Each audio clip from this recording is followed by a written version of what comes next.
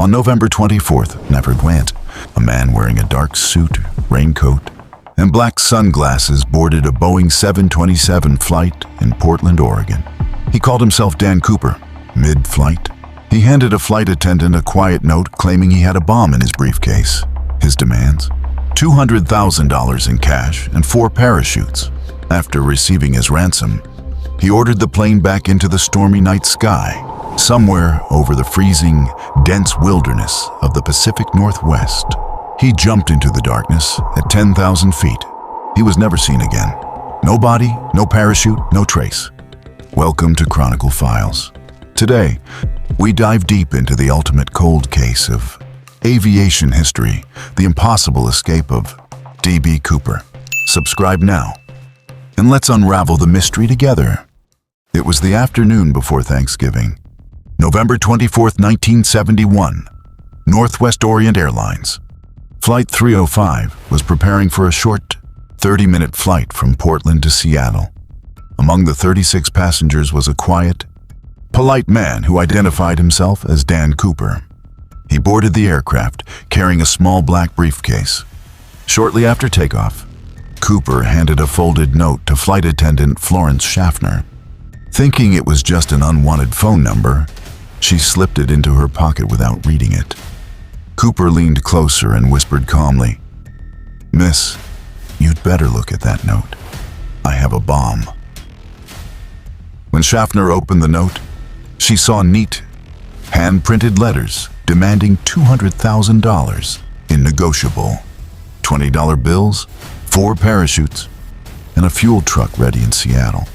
To prove he wasn't bluffing, Cooper cracked open his briefcase, just enough for her to glimpse red cylinders connected to copper, wires, and a battery. The pilot, Captain William Scott, immediately contacted air traffic control.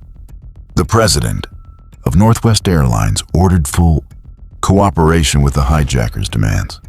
While the plane circled Puget Sound for 2 hours to allow law enforcement to gather the cash and parachutes, Cooper sat quietly in seat 18C. He ordered a second bourbon and soda, paid his bill, and even insisted on tipping the flight attendant. Passengers had no idea skyjacking was taking place. They were simply told the delay was due to minor mechanical issues. At 5:39 p.m., the plane landed at Seattle-Tacoma Airport.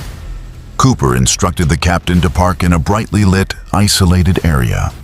He accepted the ransom. Money, $10,000 unrecorded. $20 bills, along with 2 primary parachutes and 2 reserve parachutes. True to his word, he released all 36 passengers and 2 flight attendants. Only a skeleton crew of 4 remained on board. After refueling, Cooper ordered the plane to fly toward Reno, Nevada, at the lowest possible speed, around 200 knots, at an altitude of just 10,000 feet. He specifically demanded that the landing gear remain down, the wing flaps be lowered, and the cabin remain unpressurized. Shortly after takeoff at 7:40 p.m., Cooper ordered the remaining crew into the cockpit. At 8:00 p.m., a warning light flashed in the cockpit. The aft stairs, located in the tail of the Boeing 727, had been deployed in mid-flight. At 8:13 p.m., the pilots felt a sudden upward bump in the tail section. Cooper had jumped. Outside, conditions were brutal. The temperature was well below zero. Wind gusts reached over 200 miles per hour, and heavy freezing rain lashed through total darkness over the rugged mountains of southwestern Washington. The FBI launched one of the largest and most intensive manhunts in American history, codenamed Norjack.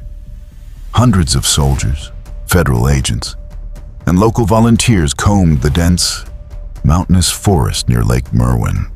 Yet, despite months of relentless searching, investigators found absolutely nothing. No chute, no suit, no money, and no human remains. It was as if Dan Cooper had evaporated into thin air. For nearly a decade, the case remained cold. Then, in February 1980, an 8-year-old boy named Brian Ingram was vacationing at Tennebar along the Columbia River.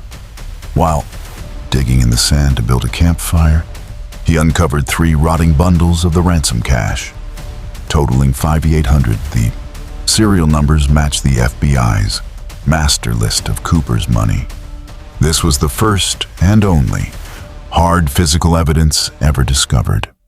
In July 2016, after 45 years of continuous investigation, the FBI officially suspended its active investigation into the D.B. Cooper case.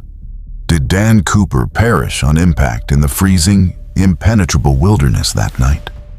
Or did he survive the impossible jump, slip silently into history, and live out his life with a new identity? The truth remains shrouded in mystery. What do you think really happened to D.B. Cooper that night?